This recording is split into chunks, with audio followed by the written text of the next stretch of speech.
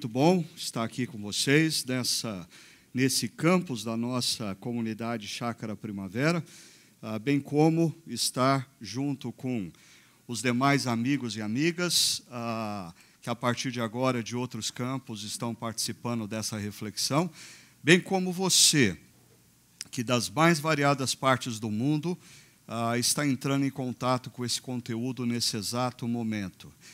Eu sempre trago uma firme convicção de que a reflexão que Deus nos orienta a ter num momento como esse é a reflexão que aqueles que estavam presentes num campo, aqueles que estão assistindo através do vídeo em outro campo e aqueles que em um outro momento de vida, navegando pela internet, chegam nesse conteúdo. Esse é o exato momento que Deus quer falar ao seu coração através da nossa reflexão.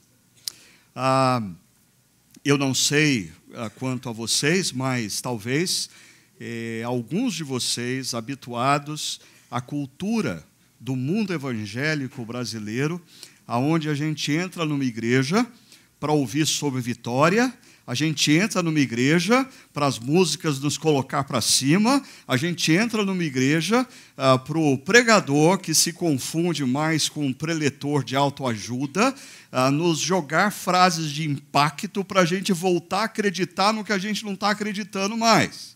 E aí você vem para uma igreja que nem parece igreja, aí que a música que antecede a reflexão fala de murchar, sofrer, cansado. Eu estive fora por praticamente 6 meses, mas mesmo à distância eu tenho acompanhado a vida de alguns de vocês e o sofrimento de alguns de vocês. E eu sei que alguns de vocês estão aqui nessa manhã, estão em um outro campo, estão participando dessa reflexão pela internet. E seus corações estão murchando, cansados. É essa a oração de vocês.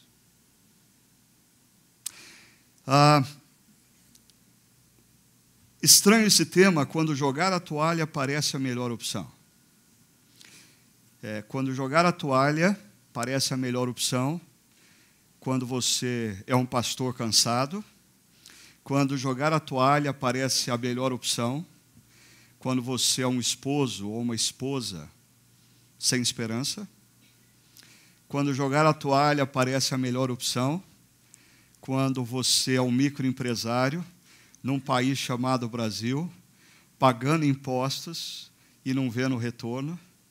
Quando jogar a toalha parece a melhor opção para você, que é um profissional, bem formado, qualificado, mas não tem emprego, e aí você começa a vislumbrar a possibilidade de, com as suas economias, comprar uma passagem para os Estados Unidos, para a Europa, para qualquer lugar desse mundo, mas literalmente jogar a toalha de ser brasileiro. Eu acredito que 2/3 das pessoas que estão nesse campus, que estão nos acompanhando em outros campos, ou estão nos ouvindo, sabem muito bem do que eu estou falando. Algum tempo atrás, mais propriamente em outubro de 2013, essa frase de Wayne Cordeiro no seu livro Andando com um Tanque Vazio chamou a minha atenção e marcou a minha vida. Ele diz: nós não nos esquecemos que somos cristãos, nós nos esquecemos que somos humanos. Essa frase saltou aos meus olhos por volta de outubro de 2013, quando eu lia esse livro de Wayne Cordeiro, e eu vivia naquele momento da minha vida um momento de profunda exaustão, de profundo cansaço. Eu sentia que as minhas energias físicas, emocionais, intelectuais e espirituais haviam se drenado completamente. Entendam, qualquer um de nós, homens e mulheres, jovens, vivem na vida momentos em que nós nos sentimos profundamente cansados e exaustos. E na maioria desses momentos, uma boa noite de sono é o que a gente está precisando. Ou um bom final de semana na praia resolve o problema. Ou uns 15 dias de férias e a gente está revigorado. Mas eu não sei se você já passou por isso. Eu estou falando de uma experiência um pouquinho diferente. Quando você percebe que alguma coisa de errado está acontecendo em você. E uma noite de sono não é capaz de te revigorar, por sinal, você não consegue ter uma noite de sono. Um final de semana na praia não consegue te renovar. Você está exausto, drenado nas suas energias físicas, intelectuais, emocionais e espirituais. Quando eu cheguei a essa consciência, no final de 2013, eu percebi claramente que se eu continuasse seguindo em frente, se eu continuasse fazendo as mesmas coisas que eu estava fazendo, eu estaria colocando em risco tanto a minha vida, como a minha família e até mesmo a igreja que eu vinha liderando por cerca de 15 anos. E foi quando eu tomei a decisão de parar. Parei, saí, gastei um tempo fora, como eu fiz esse ano, mas é importante eu, nessa série, me reportar a esse momento de 2013. Ao longo das reflexões, você vai entender por quê. Em outras reflexões, nós vamos voltar a ele. Mas, lendo e estudando, naquela época, eu percebi que eu fazia parte das estatísticas crescentes daqueles que se tornam vítima dessa síndrome chamada síndrome de burnout. Alguns anos antes, eu havia lido um livro que na sua capa tinha um palito de fósforo completamente queimado. Essa é a imagem de alguém que se torna vítima de um burnout. Você queimou, você drenou todas as suas energias. Não existe mais como você, humanamente falando, recuperar, como se fosse uma bateria, as células que se queimaram, você não tem mais como recuperar. Você pode recarregar a bateria, mas a partir de agora, você vai estar constantemente limitado nas suas forças. E você precisa aprender a viver com isso. Só para você ter uma ideia, o Wayne Cordeiro, nesse livro que eu citei, ele cita 11 características de pessoas que estão passando por essa chamada síndrome de burnout.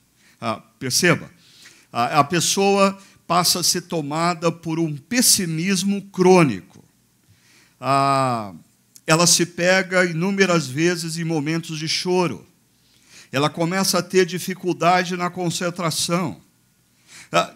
Pessoas que antes tomavam decisões com tanta facilidade começam a ter dificuldades em tomar decisões e começam a terceirizar as decisões que elas precisam tomar para outras pessoas. Irritabilidade, insônia, baixo nível de energia, começa o dia, no meio do dia já está cansado, sentimento de solidão, desinteresse sexual, descontrole alimentar. A pessoa começa ou a emagrecer, ou na maioria das vezes, engordar. Dores no corpo. Deixa eu dizer uma coisa para você.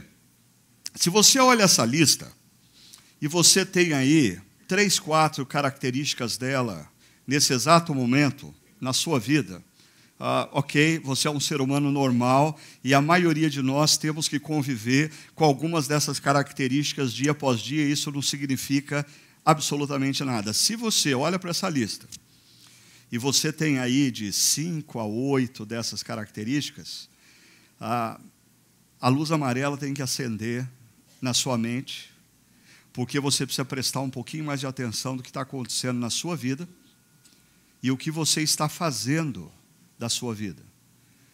Porque você é mordomo do corpo que Deus te deu.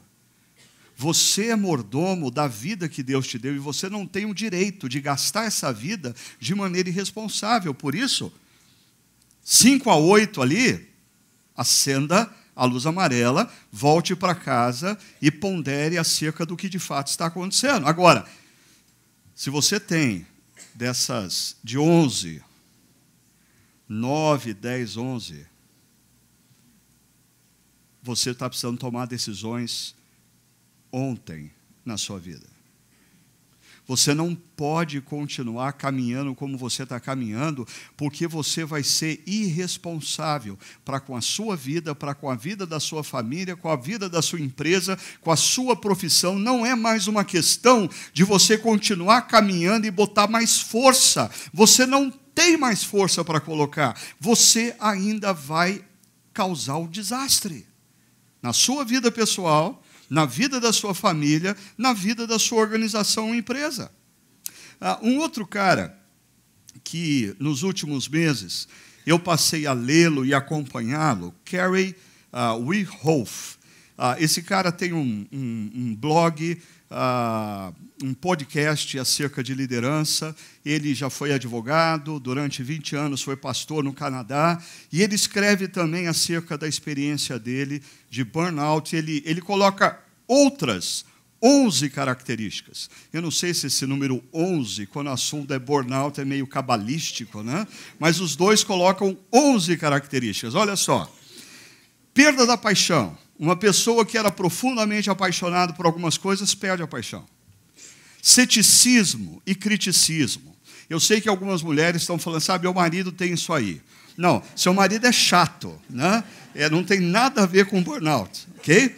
A gente está falando de uma pessoa que se torna cética e crítica acerca de tudo, ligado ao terceiro ponto, insatisfação generalizada. A pessoa olha para a vida e você pergunta para ela, o que você gostaria de fazer que te daria alegria? Ela responde, nada. A gente pode fazer qualquer coisa, porque nada me dá alegria.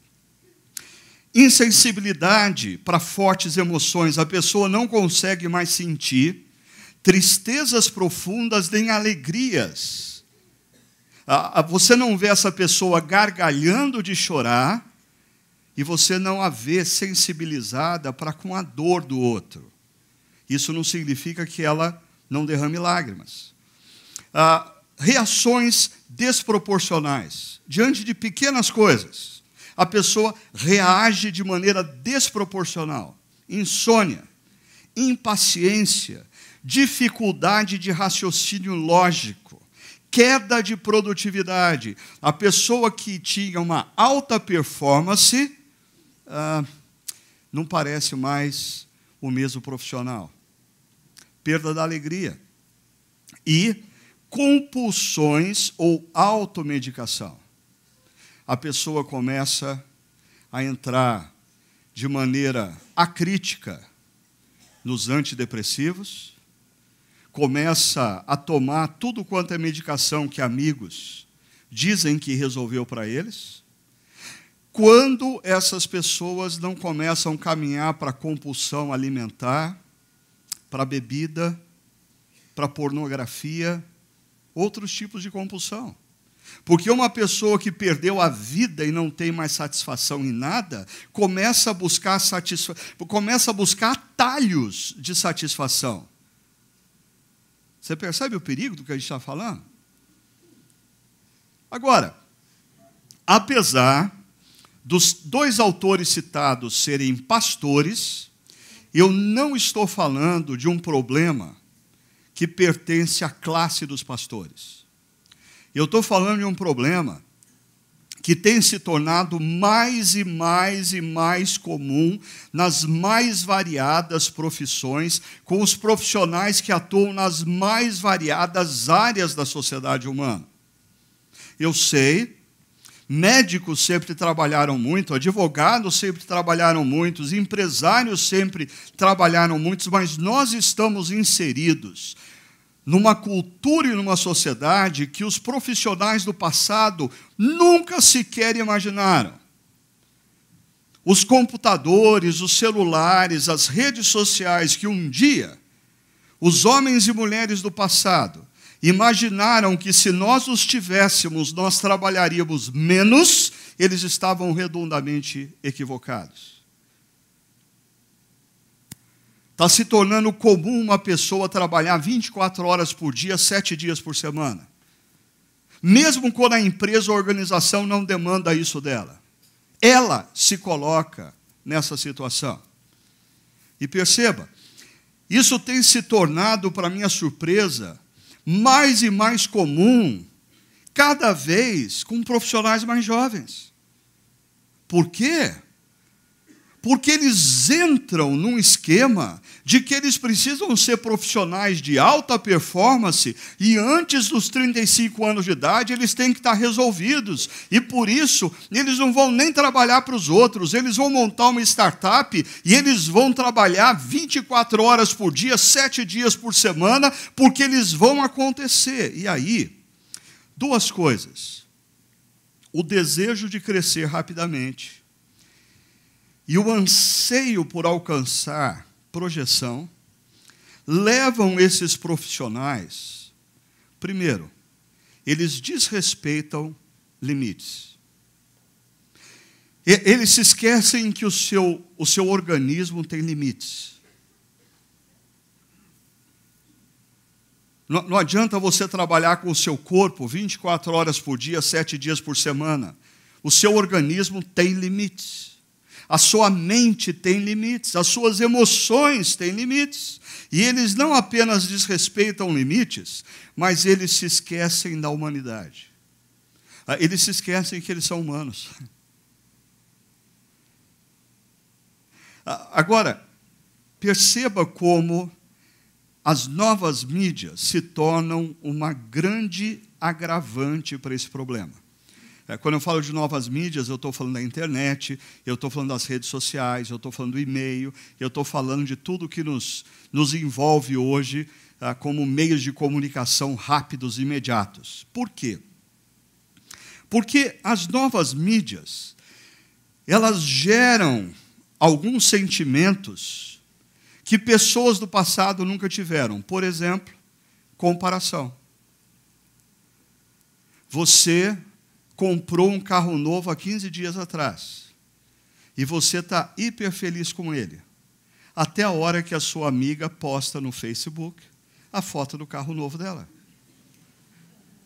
Você voltou de férias e você está encantada porque você fez a viagem dos seus sonhos com o seu marido. Até a hora que você vê que aquela sua amiga, que não é tão sua amiga, foi para uma praia paradisíaca do Pacífico com o marido dela. E você foi para o Nordeste do Brasil.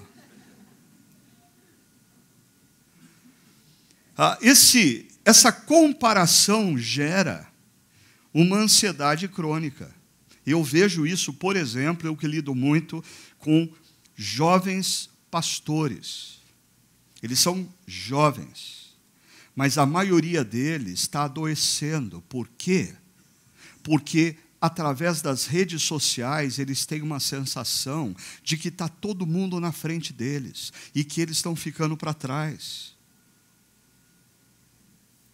Insatisfação crônica. Hoje, não sei do seu meio, mas no meu meio, quando jovens pastores, numa conferência, levantam a pergunta: Ricardo,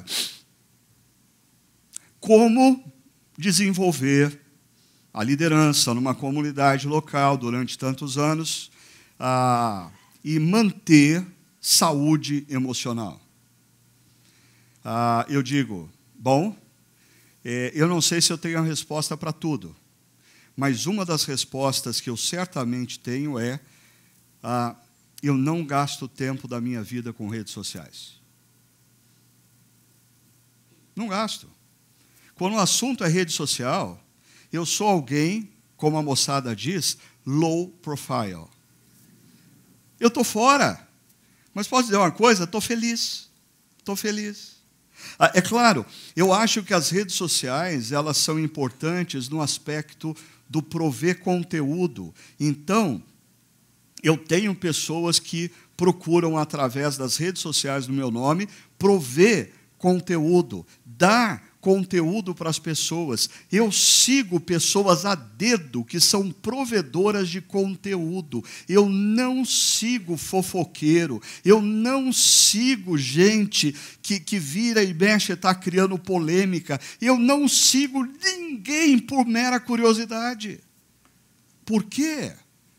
Porque isso não ia fazer bem para o meu coração.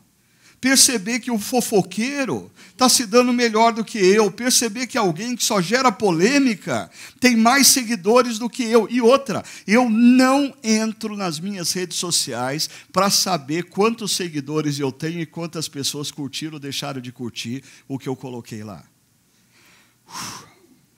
Eu sou livre. Mas alguns de vocês não. Alguns de vocês são escravos. Escravos do que as pessoas pensam de vocês nas redes sociais.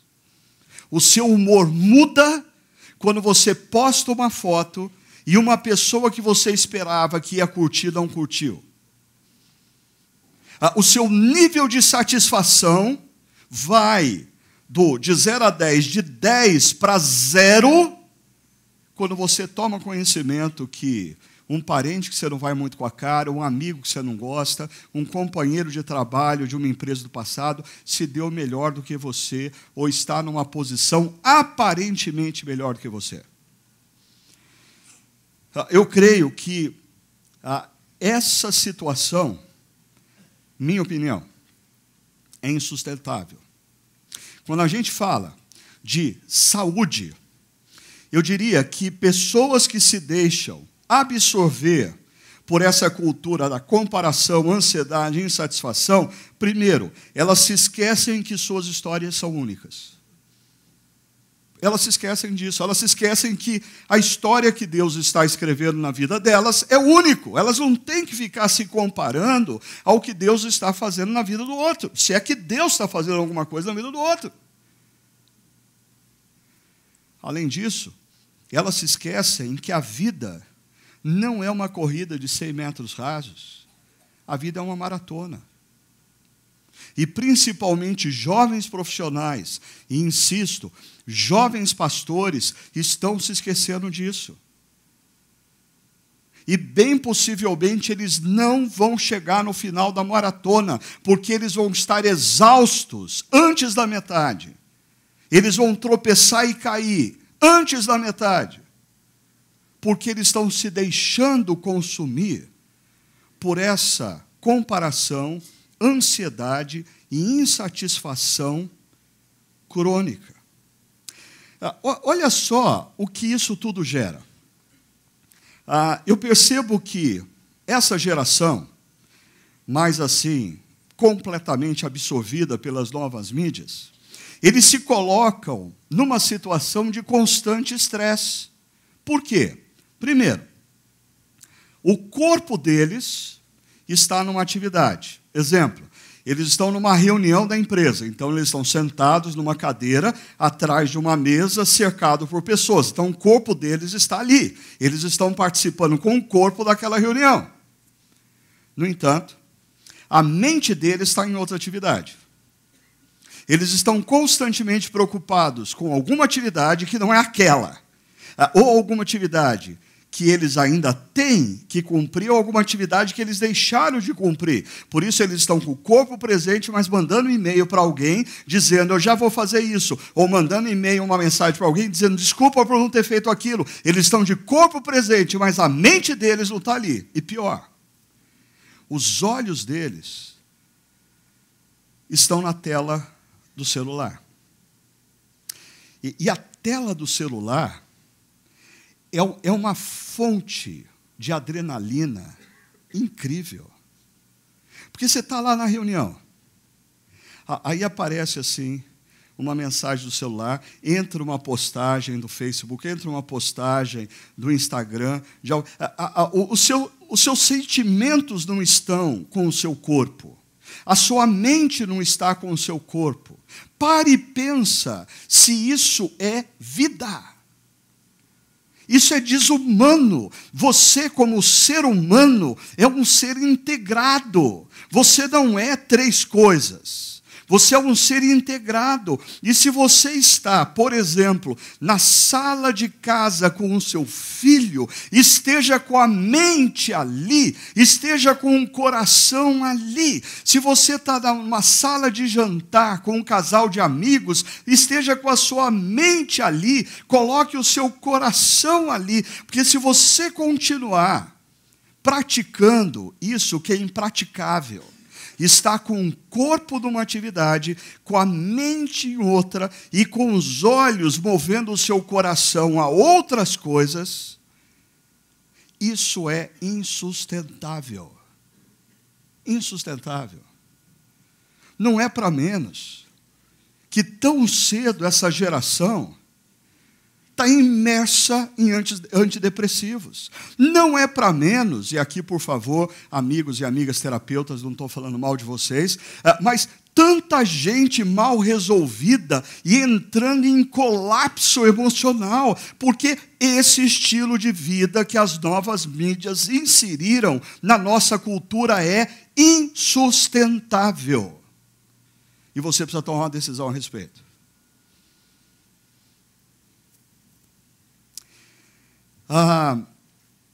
Eu pulei aqui, e o João Vinícius e o Everton devem estar bravos comigo lá, mas amanhã nós vamos iniciar um projeto um pouquinho diferente aqui na Chácara.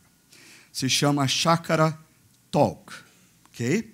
Então, a partir dessa reflexão, eu vou procurar oferecer algumas coisas para vocês em forma de respostas a perguntas que vocês podem fazer e também alguns outros conteúdos que a gente não vai gastar tempo passando aqui. Por exemplo, eu quero passar através do Chácara Talk o que o Mike Gorin, na conferência de plantadores de João Pessoa, colocou acerca das redes sociais. Qual é a sugestão dele e a provocação dele para nós vivermos de maneira saudável no mundo em que nós nos encontramos.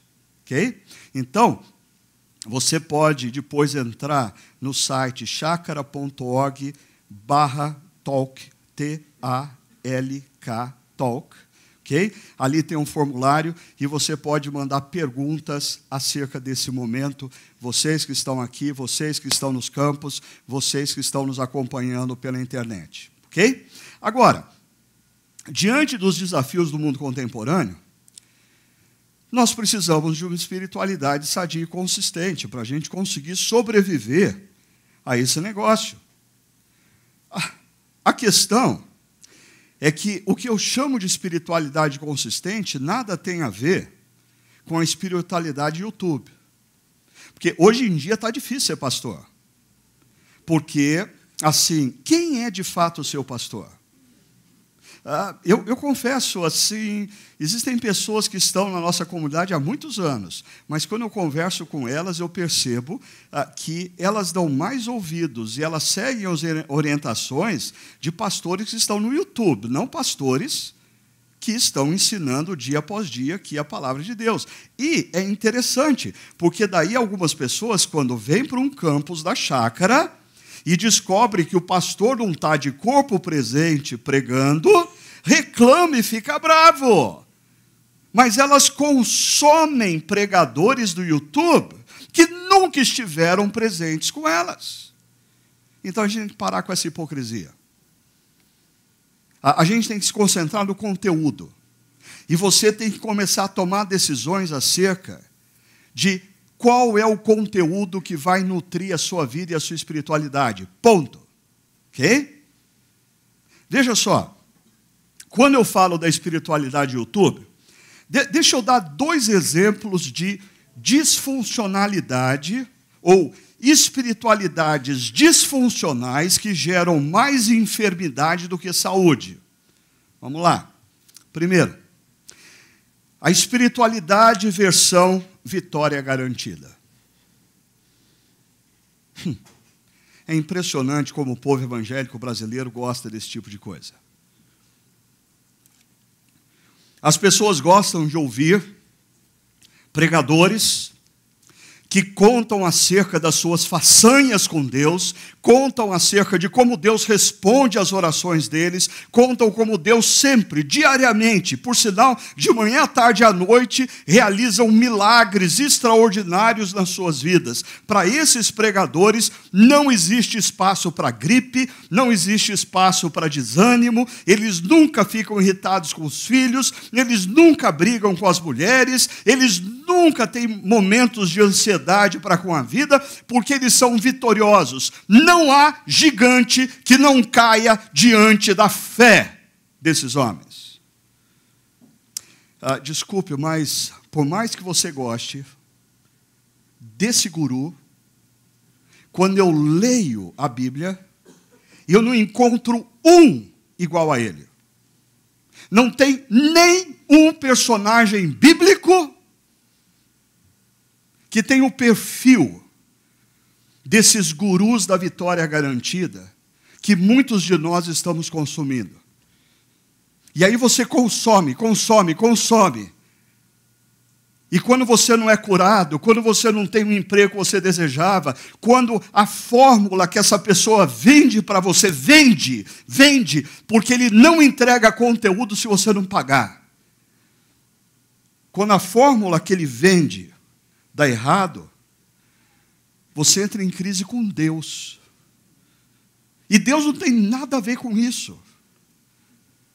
Porque esse sujeito, ou esses tipos de guru, eles usam Deus e a palavra de Deus. Eles não são pastores, eles são tosquiadores.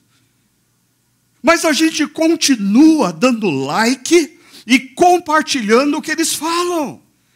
Nós continuamos a propagar droga evangélica. Segunda versão, disfuncional, é a versão certeza absoluta. A versão certeza absoluta, ela tem à sua frente gurus que respondem todo e qualquer questionamento teológico. Eles só têm certezas. E o povo fala, uau! Eles não têm um texto bíblico diante do qual eles entreguem um ponto dizendo, não sei explicar. Não existe mistérios acerca da pessoa de Deus, nem dos propósitos de Deus, que esses gurus não revelaram. Eles são altamente conhecedores de Deus, do caráter de Deus. Talvez eles conheçam mais de Deus do que Deus de si mesmo. E nós aplaudimos os malabarismos teológicos desses gurus. Mas, mais uma vez, me desculpe, quando eu leio as páginas das Escrituras, eu vejo vários homens e mulheres de Deus com dúvidas. E eles falam das suas dúvidas. Homens e mulheres com crises. Porque o que eles pensavam acerca de Deus parece estar inconsistente com a maneira como a vida deles está acontecendo. Para esses gurus, a vida é linear. E o simples fato de eu saber que Deus é soberano deve me tranquilizar. Desculpa, mas quando meu casamento caminha para um divórcio, o meu filho se envolve com drogas, o desemprego da minha família avança 6, 8 meses, o dinheiro não tem mais para pagar as contas básicas, eu tenho dúvidas, eu tenho incertezas. E isso é humano. O que é, então, a espiritualidade como, eu diria, sadia e consistente? Eu quero sugerir uma coisa para você. A espiritualidade sadia e consistente, ela tem uma chave de identificação. Ela considera a nossa humanidade. Porque é interessante. Deus se relaciona com homens e mulheres. Ok, a gente tem o hábito de dizer, homem de Deus, mulher de Deus. Homem e mulher de Deus, mas homem e mulher. Frágeis, com dúvidas, com incertezas, com fraquezas, com incoerências, com inconsistências. Homens e mulheres de Deus, mas homens e mulheres.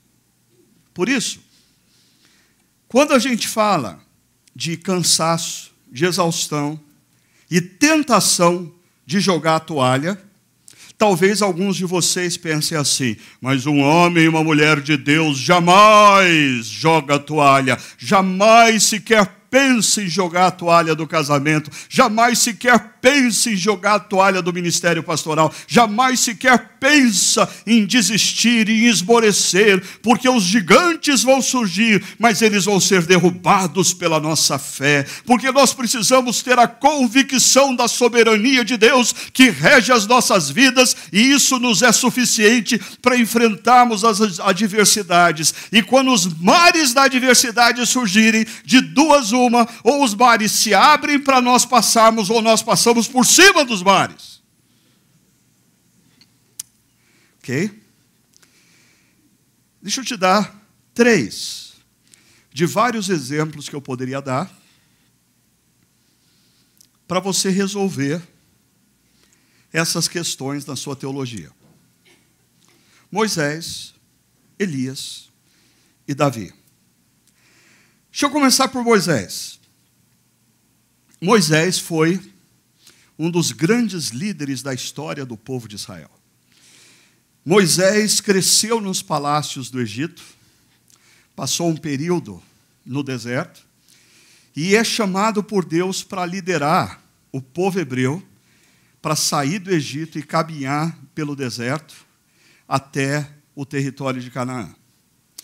Os mais literalistas falam que 600 mil pessoas deixaram o Egito, lideradas por Moisés. Bom, se você usa esse número literal e você pensa que estavam sendo contados só homens, junto com mulheres e crianças, nós estamos falando aí de 5 milhões, 6 milhões de pessoas vagando pelo deserto, o que dá um problema logístico razoável, né? Os ecologistas jamais deixariam isso acontecer.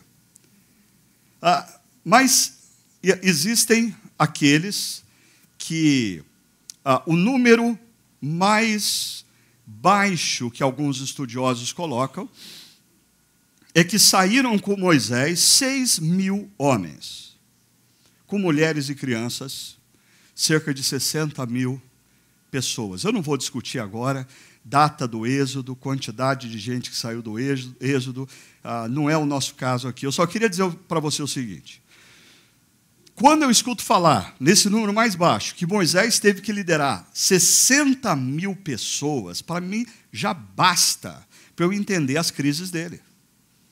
Porque eu não aguento 600. Ele tem que liderar 60 mil, no mínimo. No mínimo. E você quer ver o que acontece? Em Números, capítulo 11, Moisés fala o seguinte com Deus: Senhor, estou pedindo a conta. Vou voltar para o Egito. Se vira com esse povo. Porque, por sinal, Deus, esse povo não é nem meu, é teu. Olha o que ele diz: não posso levar todo esse povo sozinho. Essa responsabilidade é grande demais para mim. Se é assim que vais me tratar, por favor, presta atenção nessa afirmação, seguidores dos gurus da vitória garantida ou da certeza absoluta. Moisés diz: mata-me agora mesmo.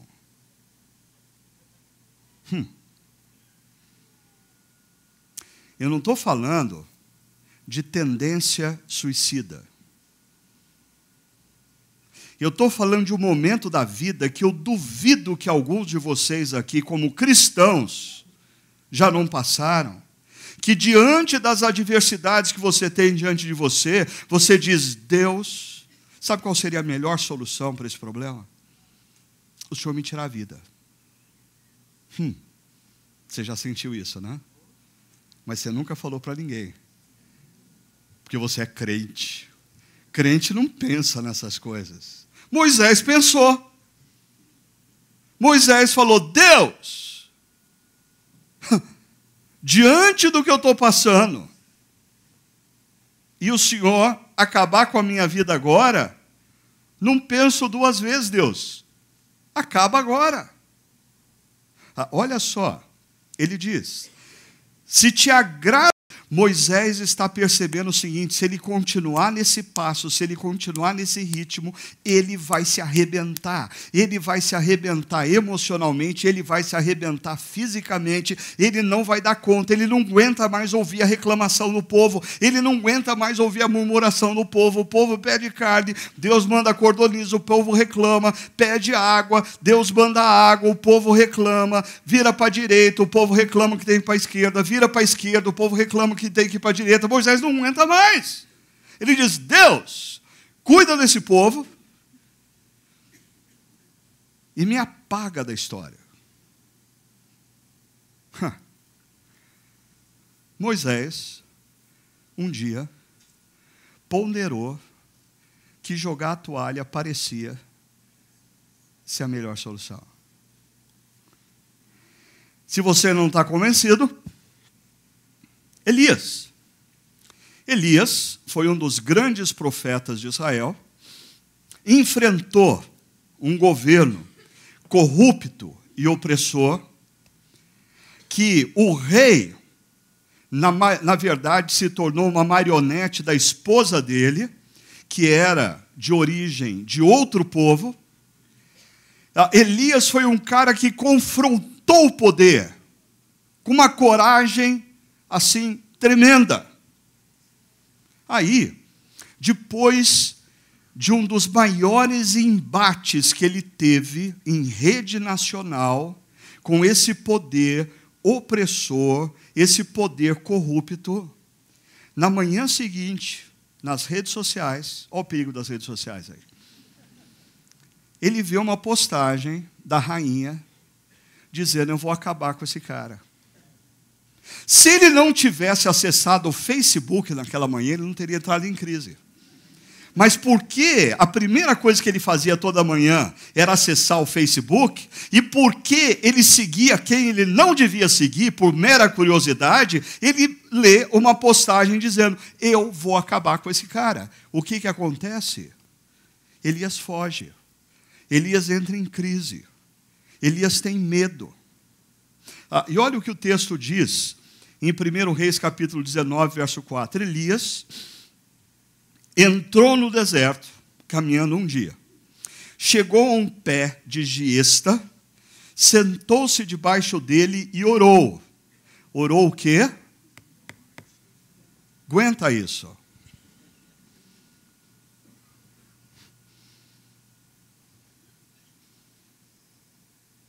O que Elias pediu?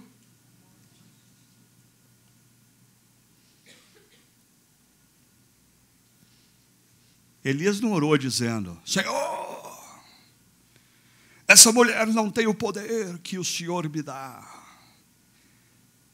Diante dessa dificuldade, o mar vai se abrir, eu vou passar por cima dele. Não há gigante que não vá cair diante da minha palavra. Não. Elias diz, Senhor, vamos ter uma conversa tete a tete. Senhor, eu acho que eu já te servi o suficiente. Que tal a gente parar por aqui? Já tive o bastante, Senhor. Tira a minha vida.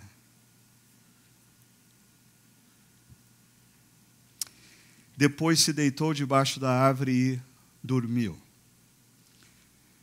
Qualquer terapeuta, ouvindo essa reflexão e lendo esse texto, sabe dar um diagnóstico do que está acontecendo com Elias, o grande profeta. Ele se isola, ele quer a morte, ele deita na cama e dorme um sono profundo. Sabe o que é isso? Depressão. Um homem de Deus tendo depressão. Sim, porque ele é homem de Deus, mas ele é homem. E toda espiritualidade que não contempla você na sua humanidade é disfuncional e vai gerar em você enfermidade.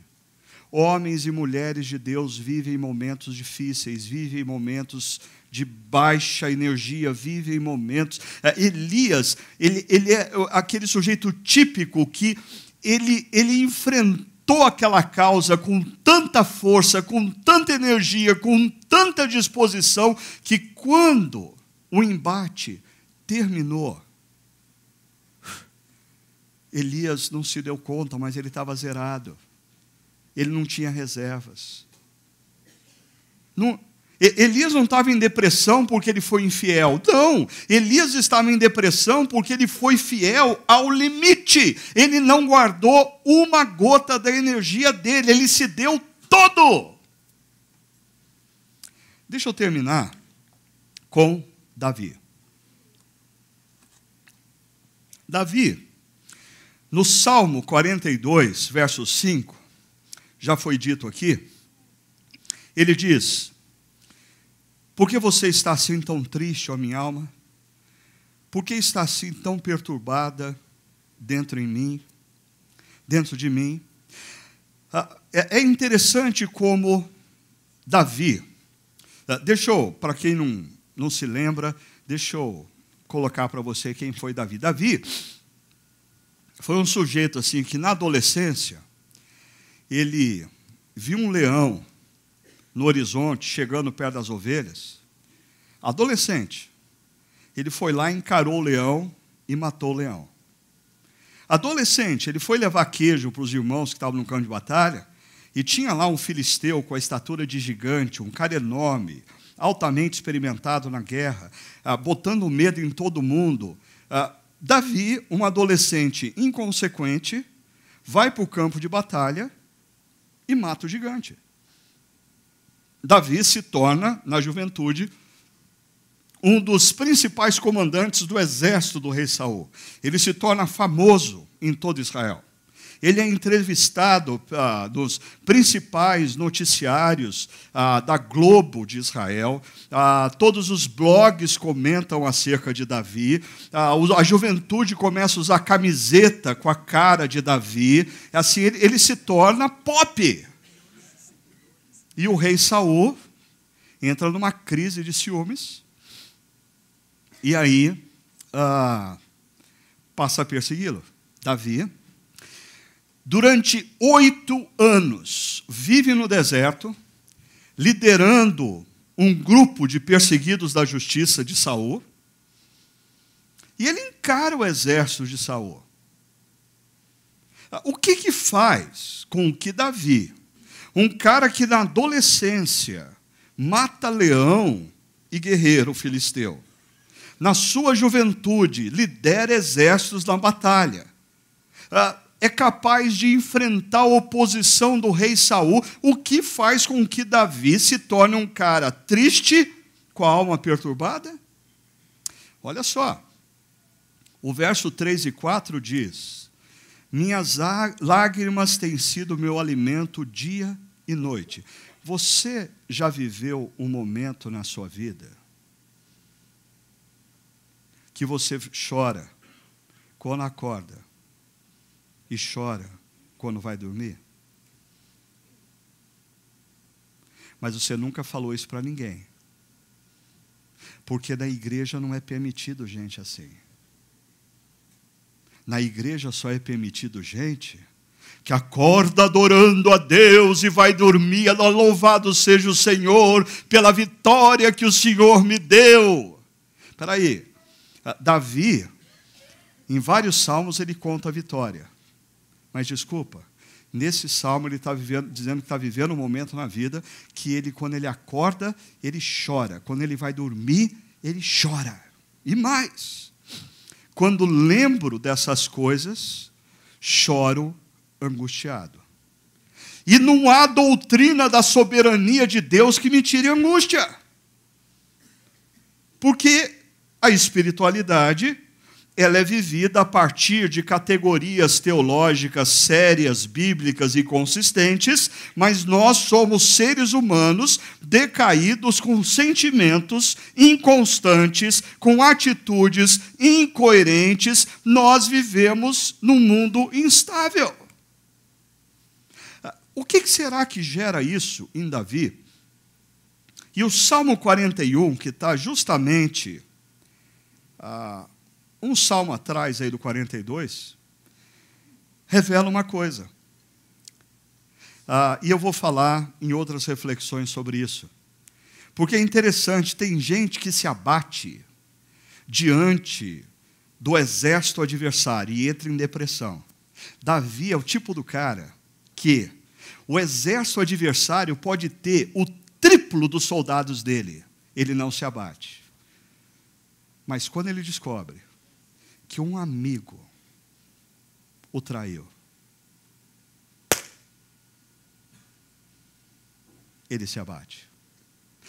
Essa era a fragilidade de Davi. Olha que ele diz: até o meu melhor amigo, em quem eu confiava e que partilhava do meu pão, voltou-se contra mim. Você já teve aquele funcionário que você deu a ele a oportunidade que ninguém tinha dado? Você deu força para ele quando ninguém dava força.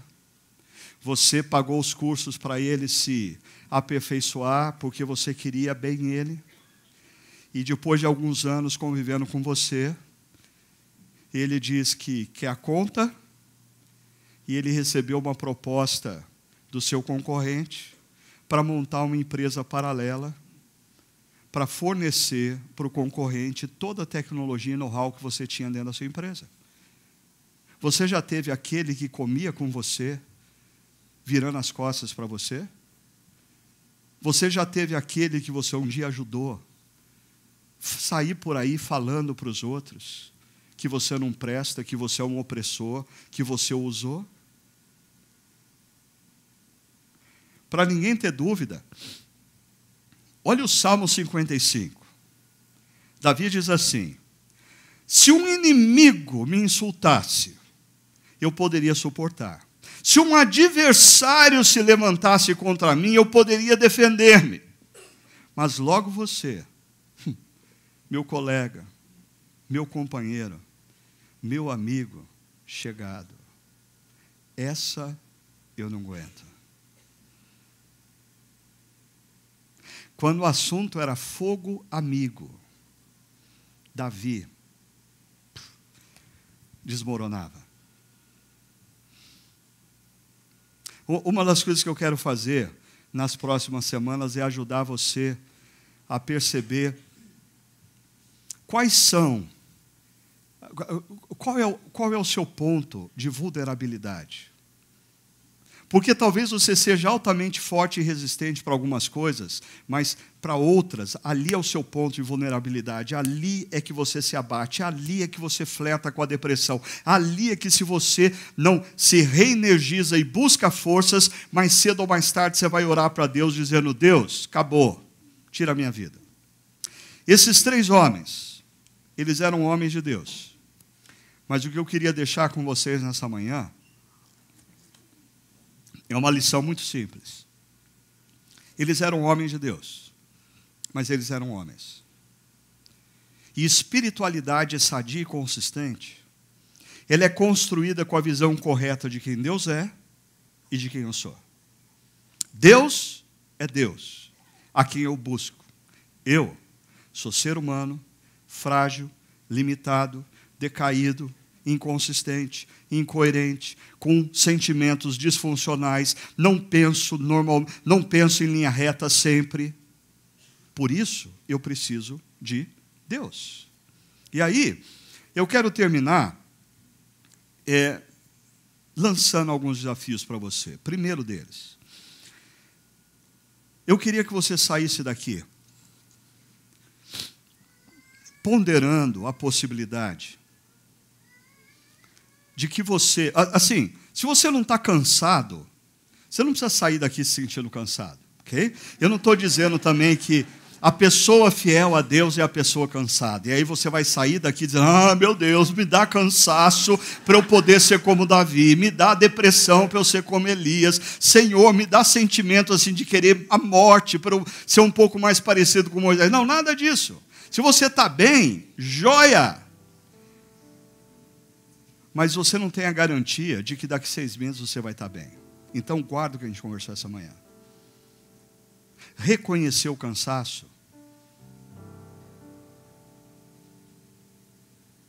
é tudo bem. Você não está pecando contra Deus, dizendo, eu estou exausto, eu não aguento mais essa situação, eu estou sem forças, as minhas energias foram drenadas. Reconhecer a exaustão e o cansaço, presta atenção, não é a solução, mas é o primeiro passo para ela, ok? Eu não estou dizendo que se você reconhecer, acabou o problema, não.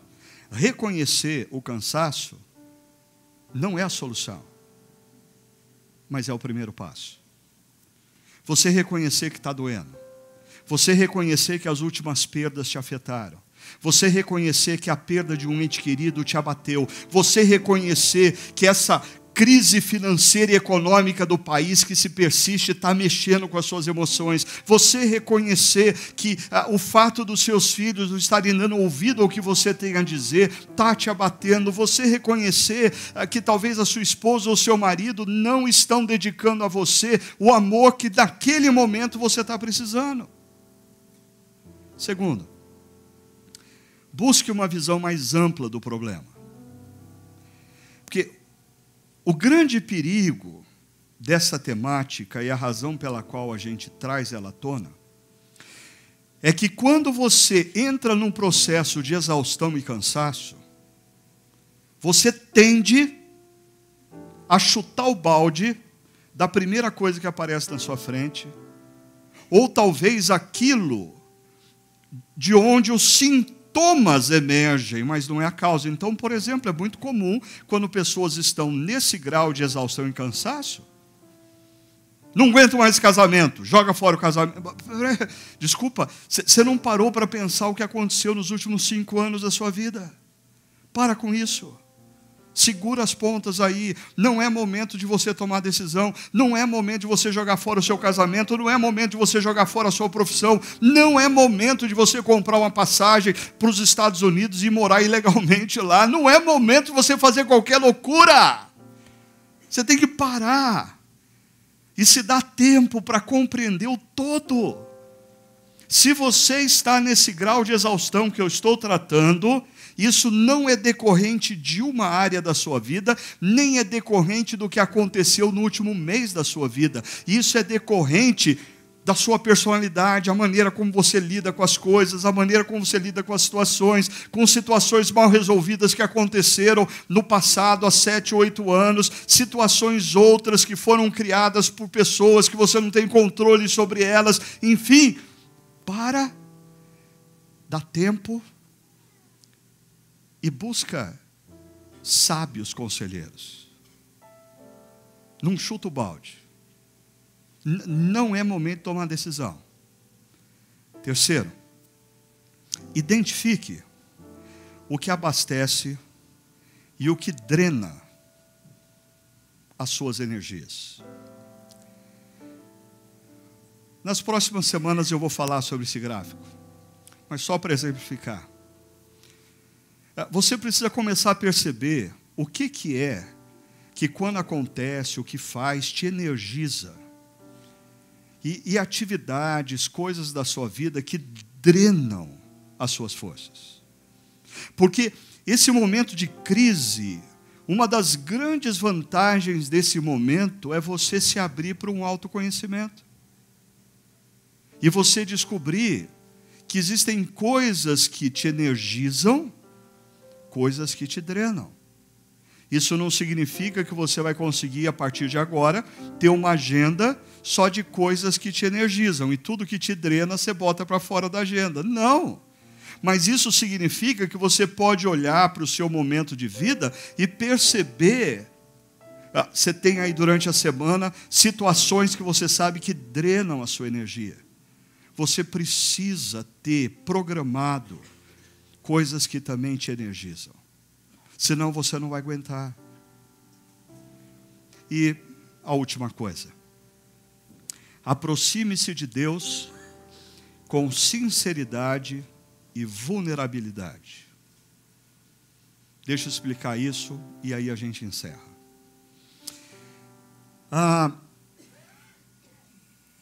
Interessante que Moisés, Elias e Davi vivem em momentos históricos diferentes. Suas crises são diferentes. As razões das suas crises são diferentes. Mas esses três personagens têm uma coisa em comum. Eles vão resolver o problema diante de Deus. Todos eles vão na direção de Deus. A gente vive numa sociedade que, diante da crise, a gente já corre para o antidepressivo, a gente já corre para o terapeuta, ou a gente corre para o pastor. Será que você não está precisando correr para Deus? Será que você não está precisando recorrer a Deus? E gastar mais tempo com Ele, dizendo: Senhor, eu estou cansado, Senhor, eu estou sem orientação, Senhor, eu não sei o que eu vou fazer, mas Senhor, por isso mesmo eu não vou fazer nada, absolutamente nada, enquanto o Senhor não me abraçar, não me renovar, não me dar orientação clara. Eu não estou falando que você não precisa, nesse processo, de amigos mais experientes, sábios, pastores, cuidadores.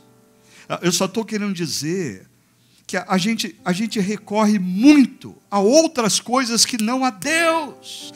E o meu professor e mentor, Carl John Bosman, ele diz que a razão por que nas nossas igrejas evangélicas existem tantas pessoas enfermas é porque não existe mais a prática da oração de lamento, tão comum nos salmos.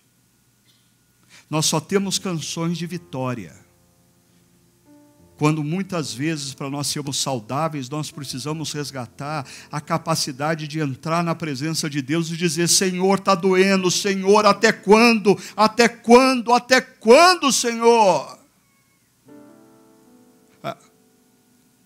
Orar, a oração do lamento, não é um desrespeito a Deus. Não. Orar a oração do lamento é um desrespeito a Deus você viver murmurando. Você viver reclamando para quem está ao seu redor. Entrar na presença daquele que é o Criador dos céus e da terra. Entrar na presença daquele que é o nosso Redentor. Entrar na presença daquele que nós sabemos que tem todo o poder. E dizer para Ele: Senhor, está doendo. É confiar nele. É exercício de fé. E vamos lembrar, terminando, que esse Deus Criador, soberano, quando entrou na história, na pessoa de Jesus, Ele disse: venham a mim todos os que estão cansados e sobrecarregados, e eu lhes darei descanso. Tomem sobre vocês o meu jugo e aprendam de mim, pois sou manso e humilde de coração, e vocês encontrarão descanso para as suas almas.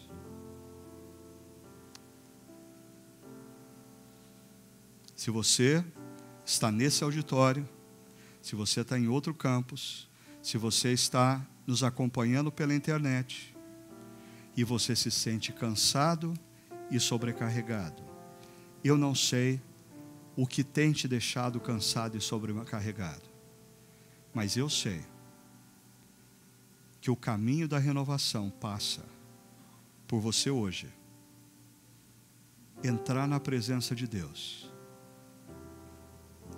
e conversar com Ele. E esse é o meu convite a você. E antes da gente orar, só apenas lembrando, você pode acessar chacara.org/talk, fazer sua pergunta para a gente durante a semana continuar conversando sobre esse ponto. Eu quero orar enquanto o grupo sobe aqui à frente.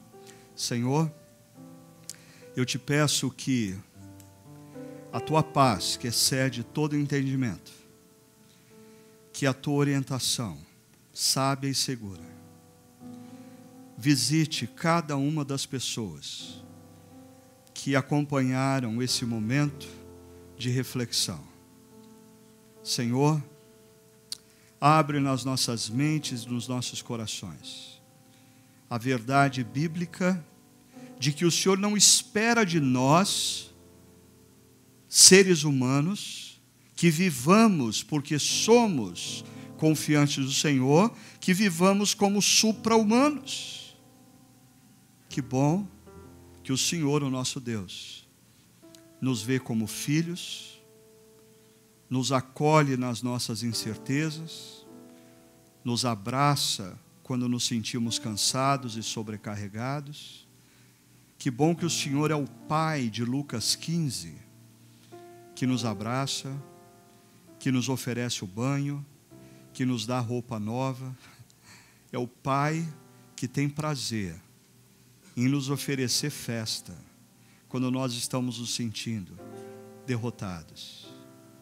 Ó Deus, que hoje seja tempo de homens e mulheres que confiam no Senhor se aproximarem do Senhor e derramarem suas preocupações, suas angústias, suas incertezas, as suas dores. E que hoje o Senhor comece nas nossas vidas um processo de restauração das nossas forças, da nossa energia, para continuarmos a te seguir, a te obedecer e a te servir na história. Nós oramos no nome de Jesus. Amém, Senhor.